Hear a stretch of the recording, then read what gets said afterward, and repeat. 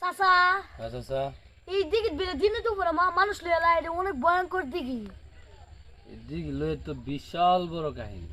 আইসো এদিকে আমরা জগতের বাপসাচার আমলের আগের দিকে আই এই সর্বনাশ। যখন এদিকে পাক্কা ঘাটে দিন দুয়ারে আছে না, এক যুবতী কন্যা আইসিন গোসল করতে দুপুর বেলা আই সর্বনাশ। আইলে নামছিন যে আর উঠতারলো না, আর উঠতে বাজ যাইতারলো না। তো এই কাহিনী শুনে তোর শাশিরে গে আমারে কইতাছে ডাইকে বন্ধ টানছে আইনা কইতাছে মেসাব আপনার দিকে তো এই কাহিনী ঘটছে তোমার দিকে।